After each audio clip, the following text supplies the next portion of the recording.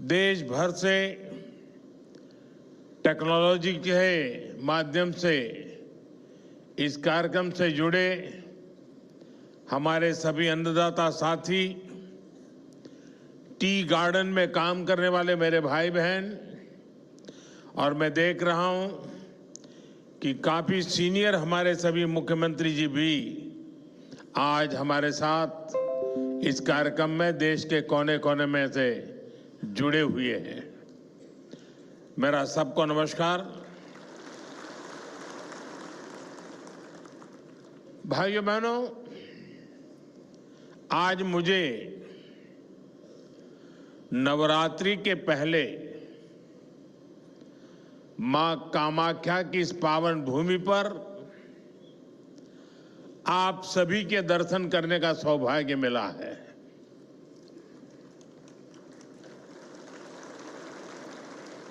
मां कामाख्या के आशीर्वाद से थोड़ी देर पहले यहां से 19,500 करोड़ रुपए के डेवलपमेंट प्रोजेक्ट्स का शिलान्यास और लोकार्पण हुआ है।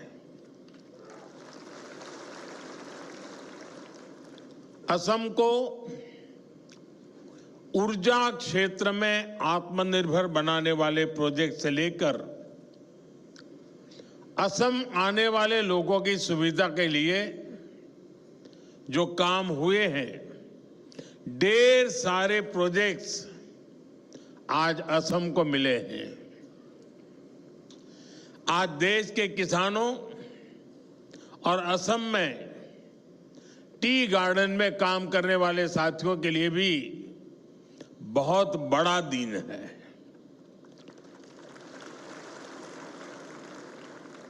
कुछ क्षण पहले पूरे देश में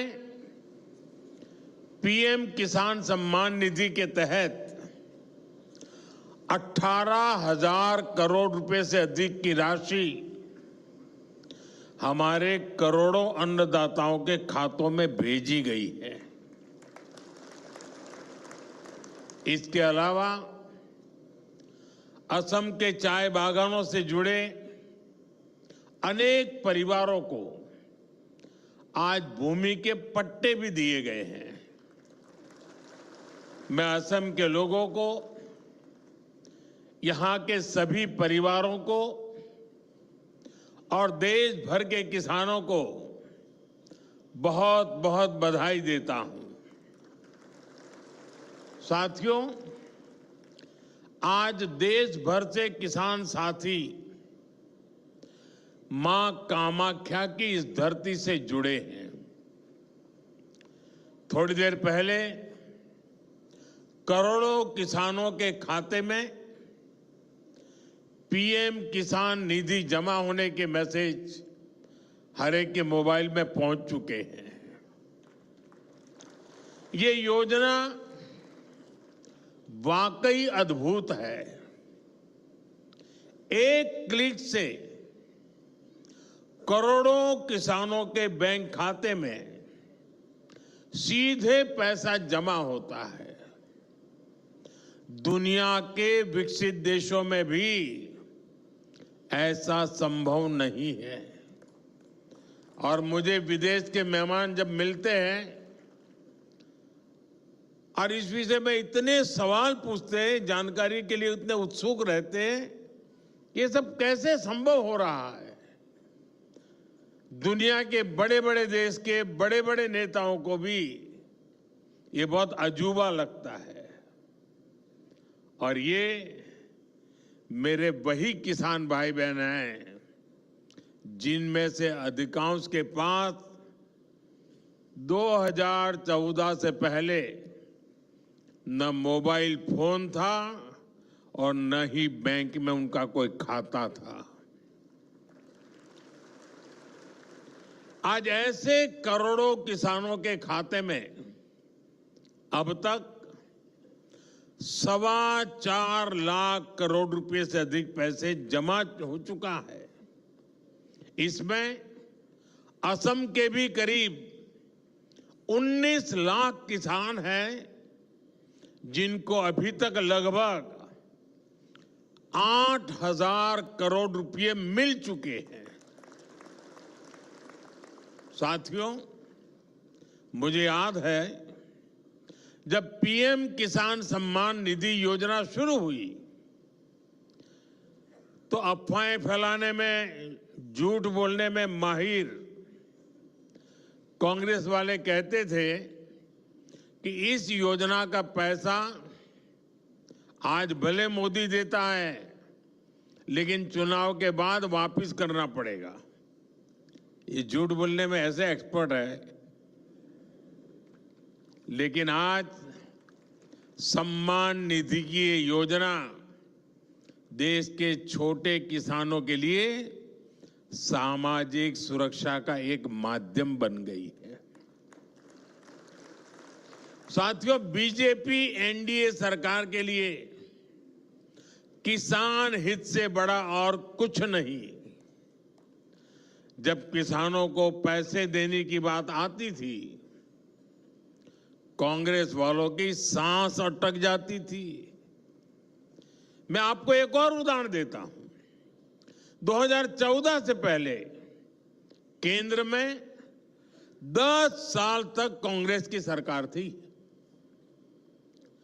कांग्रेस सरकार के 10 साल में किसानों को एमएसपी के रूप में 6.5 लाख करोड़ रुपए मिले थे। 10 साल में 6.5 लाख करोड़। जबकि हमारी सरकार के 10 साल में किसानों को एमएसपी के रूप में 20 लाख करोड़ रुपए अधिक मिल चुके हैं। साथियों, बीते 11 वर्षों में देश के किसान के इर्द गिर्द बीजेपी एनडीए सरकार ने एक मजबूत सुरक्षा कवच बना है। एमएसपी हो, सस्ता ऋण हो, फसल बीमा हो, पीएम किसान सम्मान निधि हो, ये योजनाएं किसानों का बहुत बड़ा संबल बनी है। इतना ही नहीं, हमने इस बात का ध्यान रखा है कि अंतर्राष्ट्रीय स्तर पर संकट का असर खेती किसानी पर न पड़े। अब जैसे कोरोना और उसके बाद जो युद्ध हुए हैं, उसके कारण अंतर्राष्ट्रीय बाजार में खाद की कीमतें कई गुना बढ़ गई थी। विदेशी बाजारों में खाद मिलनी भी मुश्किल हो गई थी। लेकिन केंद्र सरकार ने इस संकट को रोकने के लिए भरपूर कोशिश की। यूरिया की जो बोरी अंतर्राष्ट्रीय बाजार में 3,000 रुपये में मिलती है, वही बोरी हमारी सरकार ने अपने किसानों को सिर्फ 300 रुपये में दी है।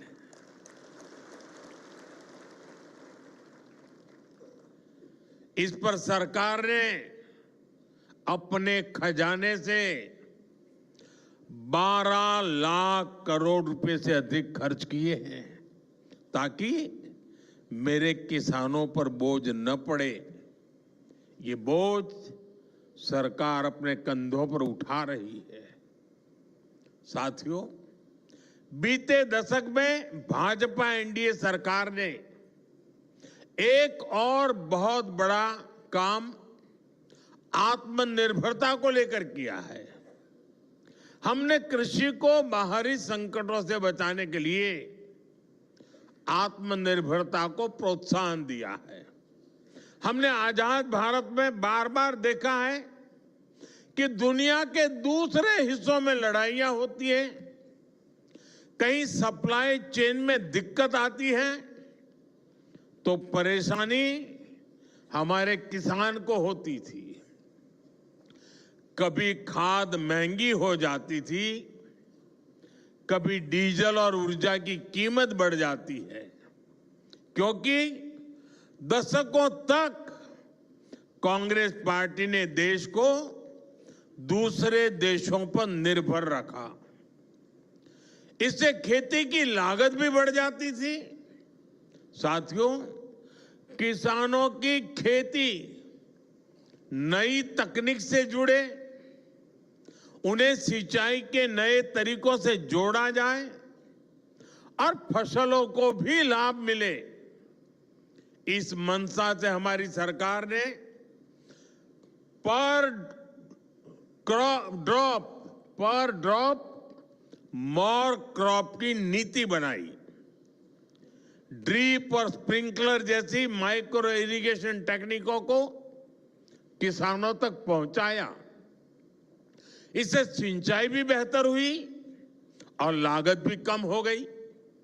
आज सरकार आपके खेतों को सोलर पंप से जोड़ने के लिए काम कर रही है और हमारी कोशिश है कि डीजल पर आपका खर्च कम से कम हो। केंद्र ने जो कुसुम योजना बनाई है वो इसीलिए है।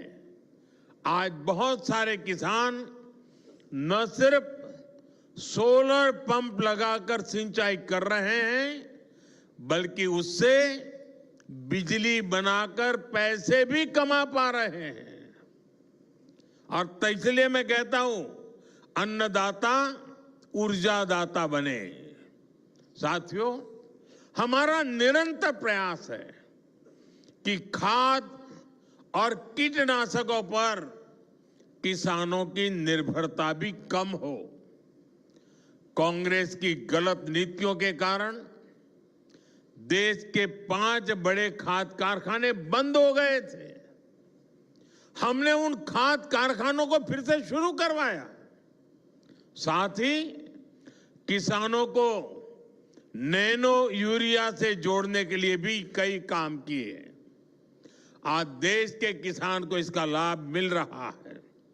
अब बीजेपी एनडीए सरकार देश के किसानों को प्राकृतिक खेती के लिए प्रोत्साहन दे रही है। किसान जब बहुत बड़े स्तर पर प्राकृतिक खेती को अपनाएंगे तो मिट्टी भी सुरक्षित रहेगी और हमारे अन्नदाता वैश्विक संकटों से भी सुरक्षित रहेंगे। साथियों, एक तरफ बीजेपी एनडीए सरकार किसानों को लेकर काम कर रही है, हम देश को आत्मनिर्भर बनाने में जुटे हैं।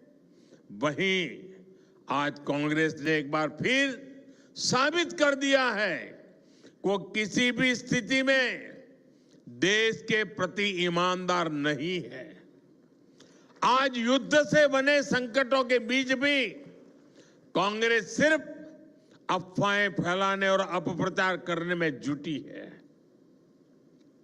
और मैं जरा कांग्रेस के साथियों से कहना चाहता हूं, एक काम करिए, लाल किले पर से 15 अगस्त को पंडित नेहरू जी ने जो भाषण दिए हैं, जरा भाषण सुनिए, आप सुनकर के हैरान हो जाओगे। लाल किले से 15 अगस्त को एक बार कह रहे हैं पंडित जी कि उत्तर कोरिया और दक्षिण कोरिया में लड़ाई चल रही है, इसलिए भारत में महंगाई बढ़ रही है। अब उत्तर कोरिया दक्षिण कोरिया कहां है और यहां पर महंगाई बढ़ने की बात नेहरू जी कह रहे थे। और आज कांग्रेस के लोग देश को गुमराह करने में लगे हैं। वैश्विक संकटों का प्रभाव क्या होता है यह दुनिया देख रही है। साथियों, बीजेपी एनडीए की सरकार ने हमारी रिफाइनरीज के विकास के लिए, रिफाइनिंग कैपेसिटी के विस्तार के लिए काम किया है। आज भारत दुनिया का वो देश है जो अपनी ही नहीं बल्कि विश्व की ऊर्जा जरूरतों का भी ध्यान रख सकता है। यहां असम में जो हमारी रिफाइनरीज हैं, उनको भी बीते वर्षों में एक्सपांड किया गया है। असम सहित पूरे नॉर्थ ईस्ट में गैस पाइपलाइन इंफ्रास्ट्रक्चर पर अभूतपूर्व निवेश किया जा रहा है। नुमालीगढ़ सिलीगुड़ी पाइपलाइन के अपग्रेडेशन का काम भी पूरा हो चुका है और असम के गोलाघाट में दुनिया का पहला second generation bio ethanol plant भी स्थापित किया गया है। इन सारे प्रोजेक्ट्स का बहुत बड़ा फायदा इस पूरे क्षेत्र को होगा। साथियों, रेलवे की विदेशों पर निर्भरता कम हो, हमें विदेशों से कम तेल मंगाना पड़े, इसके लिए एक दशक में बहुत बड़ा काम हुआ है। पिछले 10 साल में आज देश का करीब करीब पूरा रेल नेटवर्क इलेक्ट्रिक रूट से जुड़ चुका है और जल्द ही हम 100% इलेक्ट्रिफिकेशन का लक्ष्य भी पूरा कर रहे हैं।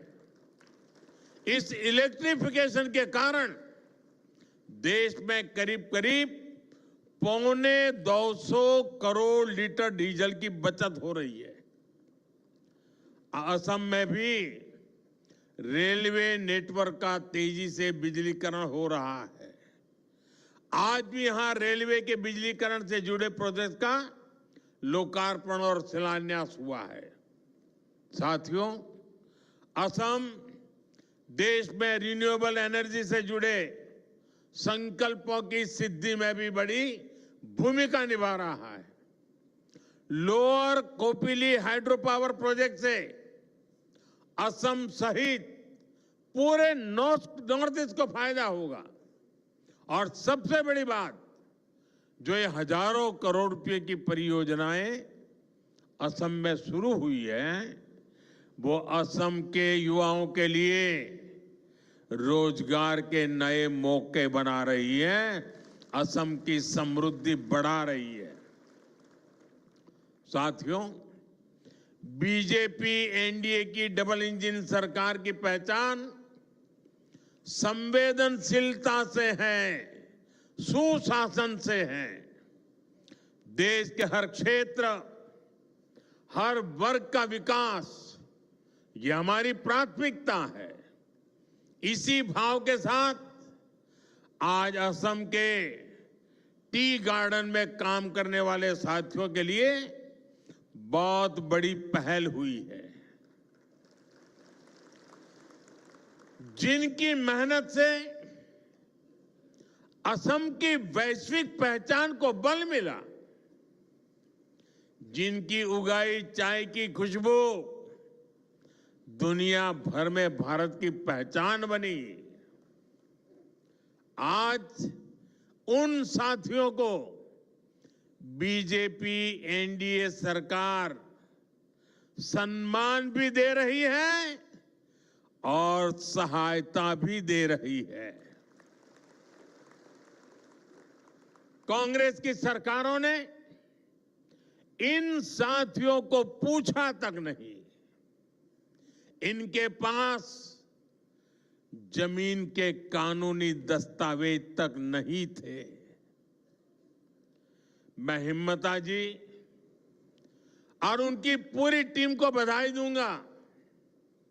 आपने टी गार्डन से जुड़े इन परिवारों के लिए बहुत बड़ा काम किया है। आज असम की सरकार इस ऐतिहासिक अन्याय को खत्म करने का काम कर रही है। अब इन परिवारों को उनकी अपनी जमीन मिली है और इनके लिए पक्के घर मिलने का रास्ता भी साफ हो गया है। इससे टी गार्डन में रहने वाली बहनों को विशेष रूप से बहुत फायदा होगा।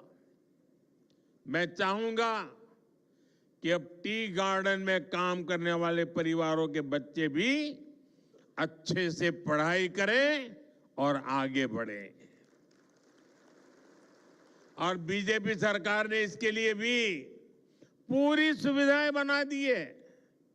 इसलिए ही तो हर टी गार्डन वर्कर कह रहा है, आको ये बार बीजेपी सरकार। और मेरे लिए तो ये मेरे टी गार्डन के मजदूरों का सम्मान करना मतलब मैं खुद एक कर्ज उतार रहा हूं, क्योंकि आप चाय बागान में काम करते थे। दूर सुदूर गुजरात में मेरे गांव में वो चाय की पत्ती पहुंचती थी और मैं चाय बेच बेच कर यहां तक पहुंच गया।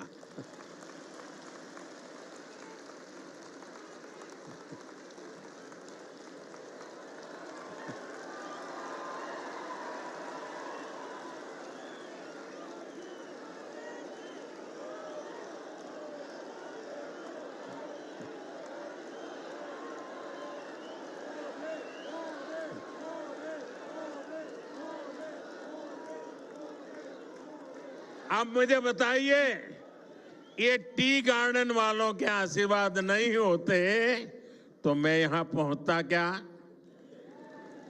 ये टी गार्डन वालों की टी मेरे यहां पहुंची और मैं आज आपके बीच पहुंचा। और देखिए, मां कामाख्या की कैसी कृपा है कि मुझे आज मेरे टी गार्डन के भाइयों का कर्ज उतारने का मौका मां कामाख्या देवी ने मुझे दिया।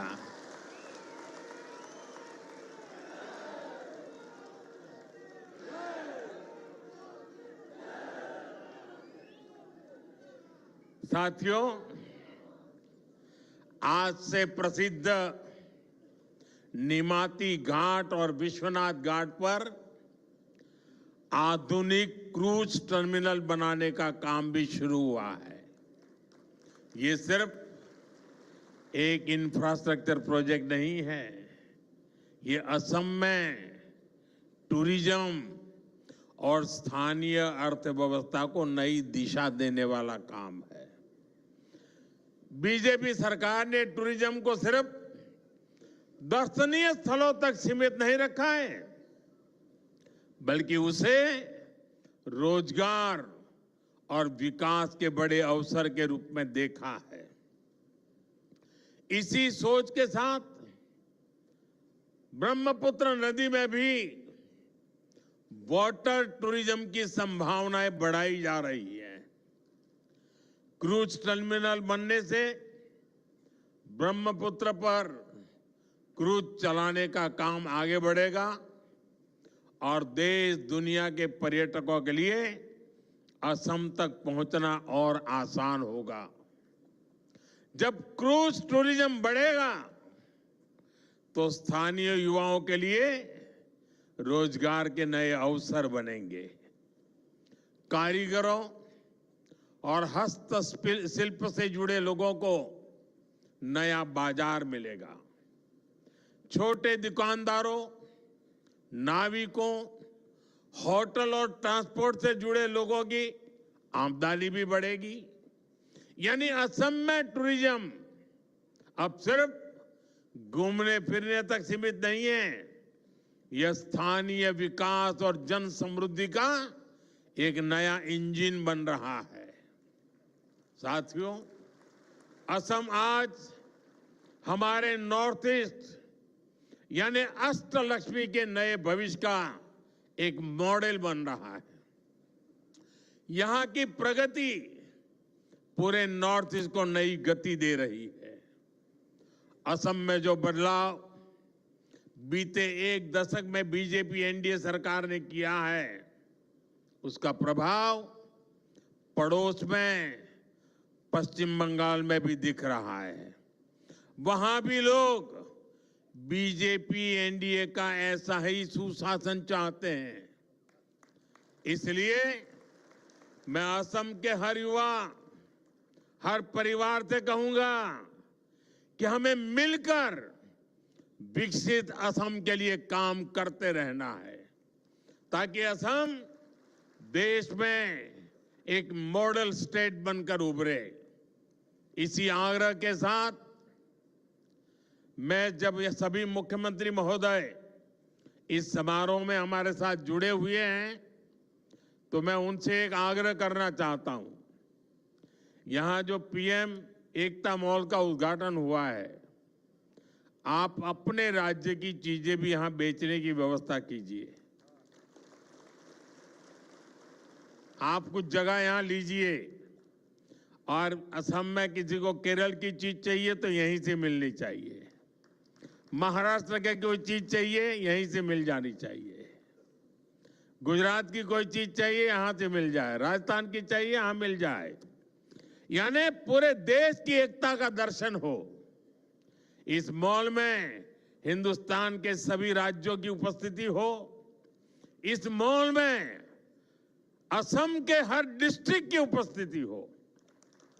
वन डिस्ट्रिक्ट वन प्रोडक्ट, यानी एक प्रकार से कोई भी व्यक्ति एकता मॉल में जाए तो उसको वहां पूरा हिंदुस्तान मिल जाना चाहिए। और मुझे विश्वास है कि असम की धरती से पूरे देश को एक मॉडल मिलेगा और सफलतापूर्वक देश के हर राज्य में एकता मॉल तैयार हो जाएंगे। आप सबको फिर से एक बार विकास की परियोजनाओं की बहुत बहुत शुभकामनाएं देता हूं।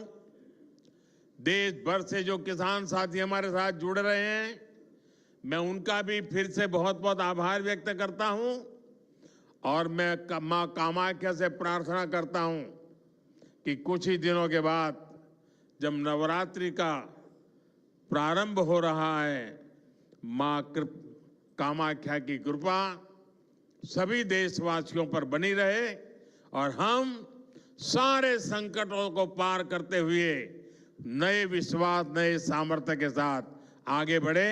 मेरी बहुत बहुत शुभकामनाएं। भारत माता की, भारत माता की, भारत माता की। वंदे वंदे वंदे वंदे वंदे वंदे वंदे वंदे।